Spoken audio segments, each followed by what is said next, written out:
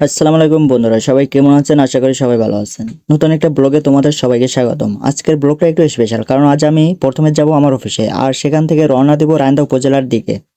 আমি কোথায় যাচ্ছি, কি করছি, পুরো দিনের সব আপডেট তোমাদের সাথে শেয়ার করব এই ব্লগে, তাই ভিডিওটা একদম শেষ পর্যন্ত দেখো। আমি বাসা থেকে বের হয়ে দ্রুত অফিসের উদ্দেশ্যে রওনা দিলাম, কারণ সকাল 9টার মধ্যে অফিসে পৌঁছানো জরুরি।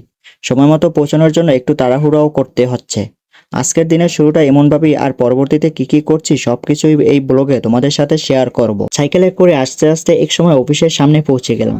অফিসে ঢুকে দরকারি কাজগুলো শুরু করলাম এবং প্রয়োজনীয় সব কাগজপত্র ও নথিপত্র গুছিয়ে নিলাম। সব কাজ শেষ করে একটু সময় নিয়ে বেলকনিতে এসে দাঁড়ালাম। চারপাশের প্রকৃতিটা কিছুক্ষণ শান্তভাবে উপভোগ করলাম। মেঘলা আকাশ আর পরিবেশটা সত্যিই দারুণ লাগছিল। এই ফাঁকে কয়েকটা ছবি তুলে নিলাম, মুহূর্তগুলো স্মৃতিতে ধরে রাখার জন্য।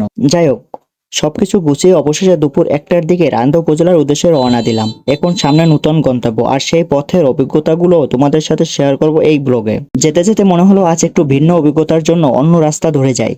সেই অনুযায়ী পথ পরিবর্তন করে নতুন রাস্তা দিয়ে এগোতে শুরু করলাম। তবে কিছু দূর যাওয়ার পরই বুঝতে পারলাম রাস্তার অবস্থা খুব একটা ভালো নয়, চলাচলে বেশ অসুবিধা হচ্ছিল। অবশেষে খারাপ রাস্তা পার হয়ে ভালো রাস্তা পেয়ে গেলাম। এরপর ধীরে ধীরে এগিয়ে গিয়ে তালতলি বাজারে পৌঁছে গেলাম। বাজার পার হওয়ার পর সামনে একটি সুন্দর ব্রিজ চোখে পড়লো। ব্রিজের উপর কিছুক্ষণ বসে চারপাশটা দেখলাম। পরিবেশটা ছিল সত্যিই মনোমুগ্ধকর।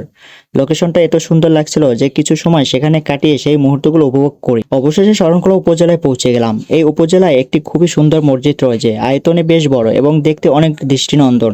মসজিদটি আমার খুবই পছন্দের, তাই সুযোগ পেলেই এখানে এসে কিছুটা সময় কাটাই। আস্তে আস্তে এক সময় রান্দা 5 রাস্তার মোড়ে এসে পৌঁছালাম। এখানে এসে দেখি অনেক যানজট ও হই হুল্লা। চারপাশে পরিবেশ অস্বস্তিকর ও বিরক্তিকর লাগছিল। চলে আসলাম ব্যাংকে। সেখানে এসে দেখি অনেক ভিড়, তবে কিছু করার নেই, নিজের প্রয়োজনীয় কাজগুলো নিজেকেই সম্পূর্ণ করতে হবে, তাই ধৈর্য ধরে সব কাজ শেষ করে নিলাম। এরপর বাড়ি ফেরার পথে একটি ফিলিং স্টেশনের কিছু দৃশ্য ধারণ করলাম, যা এই ব্লগে শেয়ার করলাম। আজকের ব্লগ এখানেই শেষ করছি। পুরো ভিডিওটা দেখার জন্য সবাইকে ধন্যবাদ। ভিডিওটা ভালো লাগলে অবশ্যই লাইক, কমেন্ট আর শেয়ার করবেন, এবং নতুন হলে চ্যানেলটি সাবস্ক্রাইব করে পাশে থাকবেন। আবার দেখা হবে নতুন একটি ব্লগে। আল্লাহ হাফেজ।